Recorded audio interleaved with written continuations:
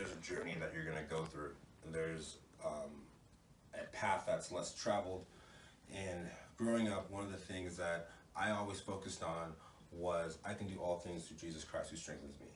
And I personally believe that if you keep that focus and you keep on that right path, on that true north, that things, that great things are going to happen for you, through you, to other people. And I was very blessed to be able to have, a great childhood. I was very blessed to be able to go to Eastern Washington, walk on, and then get a scholarship.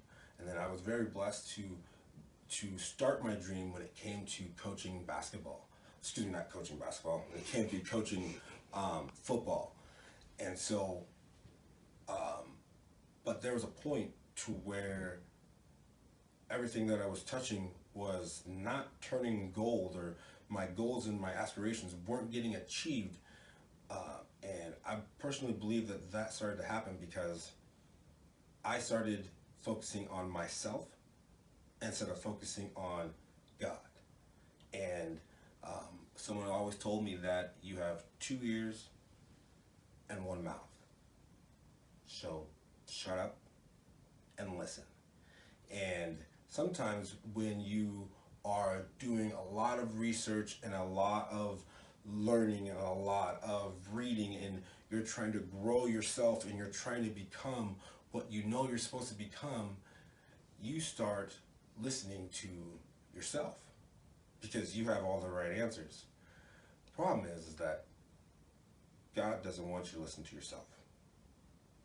God wanted me personally to listen to him. And when I started walking off of that faith, when I started walking down a different path, was I out there doing a whole bunch of things, stealing, killing, all that stuff? No. But I wasn't doing what God had set me out there to do. And so my path was hard knocks. It was not the path that you wanted.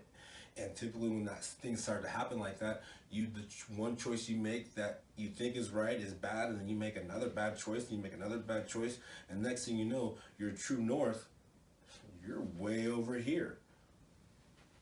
And it took me a while. It took me some growth. It took me some inner personal realization. It took me broken relationships. It took my friends and my family turning against me. It took people lying on me. Opportunities that I thought I had, from college coaching jobs to where the coach literally looked at me and said, "You have the job," went in and interviewed. And then 2 days later, the head coach said, "No, you don't." Those kind of things that were happening, that was difficult for me to stay focused. I knew what God had wanted me to do.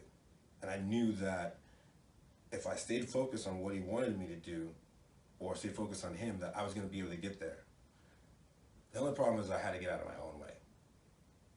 And what you're seeing right now and what you're hearing right now is a man that finally got out of his own way and started relying more on God, and started leaning on him much more.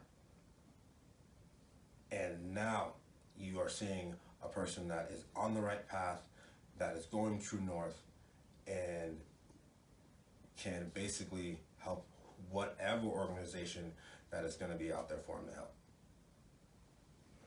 One of the things that was able to bring me back to the right path, I had to humble myself with coaching girls middle school basketball. Now, going from coaching high school boys varsity football and college football to middle school girls basketball, I can promise you, is a world of difference.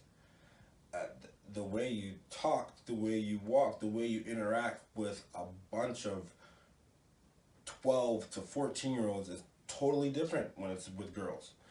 And I had to learn how to break things down even further. I had to learn how to be softer, which most guys, you don't want to be softer.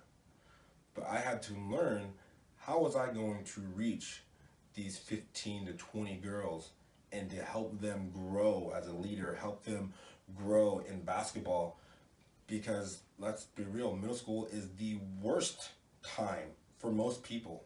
There's not a time in history where you can say, hey, I want to go back to being in 6th to 7th to 8th grade. Heck no. I would love to skip those 3 years and just go to being a freshman.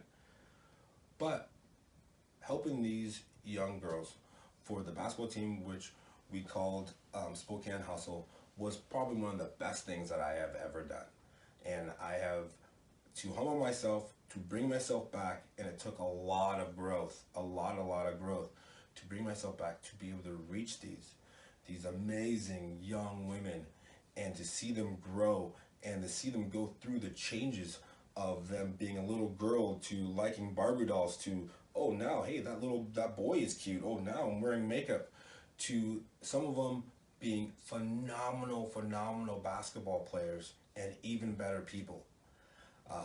That growth that I went through is allowing me and guiding me and helping me to be an even better coach on the field when it comes to football and when it comes to anything, when it comes to other organizations, because I'm able to put on different hats. I can put on that, hey, I gotta get in your face tough guy hat, but I can also put on that hat of, hey, let's just sit down and talk. Let's see what's going on, because the way you're acting right now, I know it's not just me, or I know it's just not just them, but there's other things that are going on in your life to where we can sit down and we can help. And that's one of the biggest things when it comes to coaching and mentoring, that a lot of people, what they do is they give up on people, either an athlete, or either someone that is in that church group, or someone that is in that organization, someone that has made a mistake, or someone that is going through something personally, and they are acting out, and instead of trying to figure out what the root of the problem is, we just say, hey, you're no good, and then people kick them to the side. Being able to coach girls basketball, using the skills that I have learned from being a special ed teacher, I was able to take all that and put that together to be just a better person, and realizing that when it comes to coaching, when it comes to speaking, when it comes to influencing people, well, you have to first get to their heart. Get to the heart of someone. You have to break down your own walls. You have to show them your heart. You have to show them that you care about them. The best way to influence, the best way to lead someone, the best way to have success with other people is to show them that you care about them and their situation. Once you do that, whatever their heart desires, you're going to be able to motivate them, you're going to be able to guide them, and they're going to listen to you. You're going to be able to have influence over them. But if you never show them your heart, you never show them that you're a person, you make yourself believe, or make them believe that you are, some person that walks on water, you're never going to get what you want. You're going to be on the outside.